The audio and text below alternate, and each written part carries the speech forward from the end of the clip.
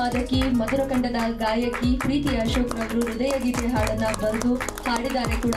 ಹಾಗೆ ಖ್ಯಾತ ಸಂಗೀತ ನಿರ್ದೇಶಕರಾಗಿರುವಂತಹ ವಿಜಯ ಪ್ರಕಾಶ್ ಸರ್ ಆಗಿರ್ಬೋದು ಅಥವಾ ಗಾಯಕರಾದಂತಹ ರಾಜೇಶ್ ಕೃಷ್ಣ ಸರ್ ಆಗಿರ್ಬೋದು, ಇವರ ಜೊತೆ ಕೂಡ ಗಾಯನವನ್ನ ಮಾಡಿ ಹೆಸರನ್ನ ಮಾಡಿದ್ದಾರೆ. ನಮ್ಮ ಕಾಲದಲ್ಲಿ 150 ಚಿತ್ರ ರಿಲೀಸ್ ಆಗುವಾಗ ಒಂದೆರಡು ಏನೋ ಕಷ್ಟದಲ್ಲಿ ಜನ ಇಷ್ಟಪಡದಿರ್ಬೋದು. ಟೈಗರ್ ಪ್ರಭಾವ್ರಿಗೂ ಒಂದು ಮಾರ್ಕೆಟ್ ಇದೆ, ಕಾಶಿನಾಥ್ಗೆ ಒಂದು ಮಾರ್ಕೆಟ್ ಇದೆ, ಶಿವರಾಜ್ ಕುಮಾರ್ಗೆ ಮಾರ್ಕೆಟ್ ಇದೆ, ವಿಷ್ಣುವರ್ಧನ್ಗೆ ಮಾರ್ಕೆಟ್ ಇದೆ, ಶಂಕರ್ನಾಗ್, ಅನಂತನಾಗ್, ಈ ಥರ ಲೆಕ್ಕ ಹಾಕೊಂಡು ರವಿಚಂದ್ರನ್, ರಾಜ್ಕುಮಾರ್ ಅವರು, ಈ ಥರ ಜಗ್ಗೇಶ್ ಅವರು, ಮಾಲಶ್ರೀ, ಶ್ರುತಿ, ಒಬ್ಬೊಬ್ರಿಗೊಂದು ಮಾರ್ಕೆಟ್ ಇದೆ ಆ ಕಾಲದಲ್ಲಿ. ಅವ್ರು ನೋಡಿ ಜನಗಳು ಬರೋರು. ಶುಕ್ರವಾರ ಅಂದ್ರೆ ನಮ್ಗೆ ಹಬ್ಬ, ಸಂಕ್ರಾಂತಿ ಹಬ್ಬ ವರ್ಷಕ್ಕೊಂದ್ಸಲ ಬರುತ್ತೆ.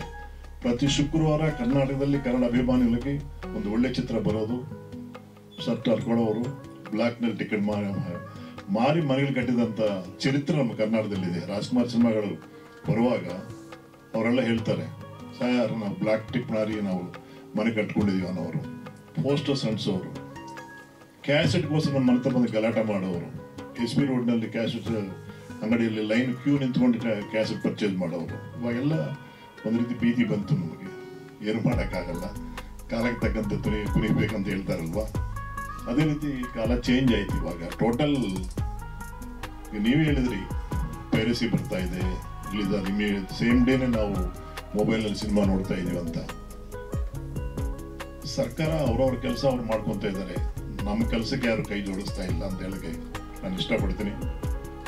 ನಮ್ಮಲ್ಲಿ ಯೂನಿಟಿ ಇಲ್ಲ ಅಂತ ಹೇಳ್ಕೊಂಡು ನಾನು ಇಷ್ಟಪಡ್ತೀನಿ. 24 ಕ್ರಾಫ್ಟ್ಸ್ ನಾವು ಕಷ್ಟಪಡ್ತಾ ಇದ್ದೀವಿ. ನಾವು ಮೀಡಿಯಾ ಸೇರಿದ್ರೆ 25 ಅನ್ಕೊಳ್ಳಿ.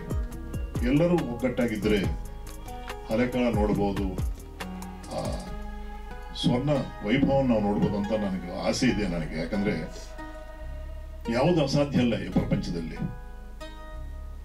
ಎಲ್ಲ ನಮ್ಮ ಕೈನಲ್ಲಿದೆ. ಒಗ್ಗಟ್ಟಿಲ್ಲ. ಇನ್ನೊಂದು ನೋವೇನಂದ್ರೆ ನಮ್ಮ ಕಾಲದಲ್ಲಿ ಅದ್ಭುತವಾದಂಥ ಪ್ರೊಡ್ಯೂಸರ್ಸ್ ಇದ್ದಾರೆ. They are very talented producers.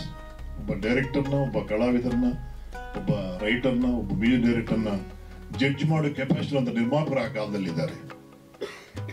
ನಾವೆಲ್ಲ ನಿರ್ಮಾಪಕರಿಗೆ ಭಯ ಬೀಳೋರು. ನಾವು ಈ ಕಥೆ ಹೇಳಿದ್ರೆ ಅವ್ರಿಗೆ ಇಷ್ಟ ಆಗತ್ತೆ ಇಲ್ವಾ, ನಾವು ಸಿನಿಮಾ ಚೆನ್ನಾಗಿ ಮಾಡ್ತಾ ಇದ್ದೀನಿಲ್ವಾ, ಫಸ್ಟ್ ನೋಡಿದ್ರೆ ನಮ್ಗೆ ಏನಾಗ್ಬೋದಂತ. ಹೀರೋಗೆ ಒಂದು ಕಮಿಟ್ಮೆಂಟ್ ಇದೆ, ನಮ್ಗೆ ಅವ್ರಿಗೂ. ಎಕ್ಸಿಬಿಟ್ಗೆ ನಮ್ಗೆ ಕಮಿಟ್ಮೆಂಟ್ ಇದೆ, ಡಿಸ್ಟ್ರಿಬ್ಯೂಟರ್ ನಮ್ಗೆ ಕಮಿಟ್ಮೆಂಟ್ ಇದೆ, ಫೈನಾನ್ಸ್ಗೆ ನಮ್ಗೆ ಕಮಿಟ್ಮೆಂಟ್ ಇದೆ. ಅವರೆಲ್ಲ ಕಾಣೆ ಆಗಿದ್ದಾರೆ. ಇವಾಗ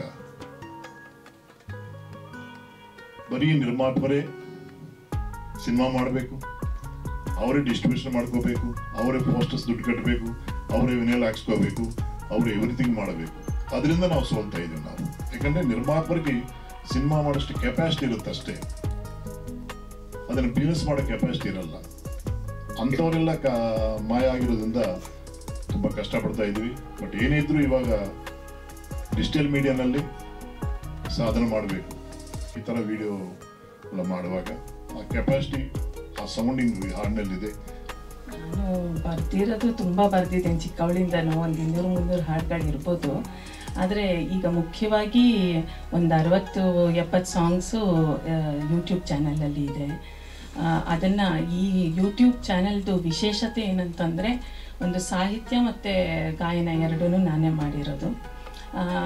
ಅದನ್ನು ಈ ರೀತಿ ಯಾಕಂತಂದರೆ ಈಗ ಕವಿತೆಗಳನ್ನು ಓದೋರು ಸ್ವಲ್ಪ ಕಡಿಮೆ ಆಗಿರೋದ್ರಿಂದ ಈ ರೀತಿಯಾಗಿ ಜನರಿಗೆ ತಲುಪಿಸುವಂಥ ಪ್ರಯತ್ನಗಳನ್ನು ನಾನು ಮಾಡ್ತಿದ್ದೀನಿ.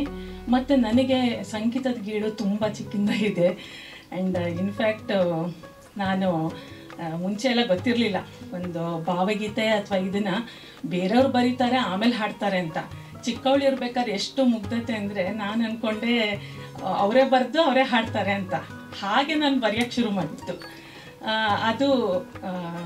ಅದೊಂದು ಪ್ಲಸ್ ಪಾಯಿಂಟ್ ಆಯಿತು ಅಂತ ಅನಿಸುತ್ತೆ ನನಗೆ. ಹಾಗೆ ನಾನು ಬರಿತಾ ಹೋದೆ ಸಾಹಿತ್ಯನ. ಹಾಗೆ ಸಾಹಿತ್ಯಕ್ಕೆ ನಾನು ಜಾಸ್ತಿ ಒತ್ತು ಕೊಟ್ಟು ಬರಿತಾ ಹೋದೆ. ಮಾಡಬೇಕು. ಒಂದು ಸಿನಿಮಾ ಇವರದ್ದೇ ಪರಿಸ್ಥಿತಿ ಸಿನಿಮಾದಲ್ಲಿ ಹಾಡಿದ್ದೇನೆ, ಬರೆದಿದ್ದೇನೆ, ಸಾಹಿತ್ಯ ಇದತ್ತು.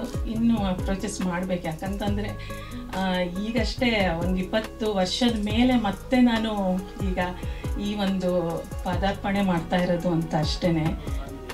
ಹಾಂ, ಹೌದು ಹೌದು ಸರ್, ನೀವು ಹೇಳ್ತಾ ಇರೋದು ನಿಜ. ತುಂಬ ಸಾಂಗ್ಸ್ ಇದೆ. ಇದೆಲ್ಲ ಒಂದು ಟ್ಯೂನಿಗೆ ನಾನು ಬರೆದಿರುವಂಥ ಹಾಡುಗಳು. ಇವಾಗ ಮುಂಚೆ ಹಾಗೆ ಸುಮ್ಮನೆ ನನ್ನ ಒಂದು ಟ್ಯೂನು ಅಥವಾ ನನ್ನ ನಾನು ಒಂದು ಸಣ್ಣದಾಗಿ ಟ್ಯೂನ್ ಮಾಡ್ಕೊಂಡು ಹಾಡ್ತಾ ಇದ್ದೆ. ಎಷ್ಟೊಂದು ಜನಕ್ಕೆ ಇವರೆಲ್ಲ ಸ್ಕೂಲಲ್ಲಿ ಇರ್ಬೇಕಾದ್ರೆ ಅದು ನಾನೇ ಹಾಡಿರೋದು, ನಾನೇ ಬರ್ದಿರೋದಂತನೂ ಕೆಲವು ಸತಿ ಗೊತ್ತಾಗಿಲ್ಲ. ಅದು ಯಾವುದೋ ಭಾವಗೀತೆ ಹಾಡಿದ್ದೇನೆ ಅಂತಾನೆ ಅಂದ್ಕೊಂಡಿದ್ದಾರೆ. ಹಾಗೆ ಹಾಡಿದ್ದು ಇದೆ ಸರ್. ಗಣೇಶ್ ನಾರಾಯಣ್ ಬಗ್ಗೆ ಹೇಳಬೇಕಂದ್ರೆ ಒಂದು ಪುಸ್ತಕನೇ ಬರೀಬಹುದು. Is very talented, very talented, very talented. ನಿರ್ಮಾಪಕರನ್ನ ಅರ್ಥ ಮಾಡಿಕೊಂಡು ಮಾಡಿಕೊಡಂತ ಒಬ್ಬ ಸಂಗೀತ ನಿರ್ದೇಶಕರಲ್ಲಿ ಗಣೇಶ್ ನಾರಾಯಣ್ ಒಬ್ಬರು. ನನ್ನ ಎಡಗಡೆ ಇರೋರು ಮೇರು ಪರ್ವತ ಮನೋಹರ್ ಅವರು. ಅವ್ರ ಸಾಧನೆ ಬಗ್ಗೆ ಮಹಾಭಾರತ ಬರೀಬಹುದು. ಸಂಗೀತ ಅನ್ನೋದು ಸಮುದ್ರ ಇದ್ದಾಗೆ. ಅಳಗಡೆ ಯಾವ ರೀತಿ 24 ಗಂಟೆ ದಡ ಸೇರ್ತಾ ಇರ್ತದೋ, ಪುನಃ ವಾಪಸ್ ಹೋಗ್ತಾ ಇರುತ್ತೋ, ಅಂದ್ರೆ ಜೀವಂತವಾಗಿರುವಂಥದ್ದು ಸಂಗೀತ. ಮಗುನ ಸಮೇತ ನಿದ್ರೆ ಮಾಡಿಸೋದಾಗ್ಬೋದು, ಸಂತೋಷ ಪಡಿಸೋದಾಗ್ಬೋದು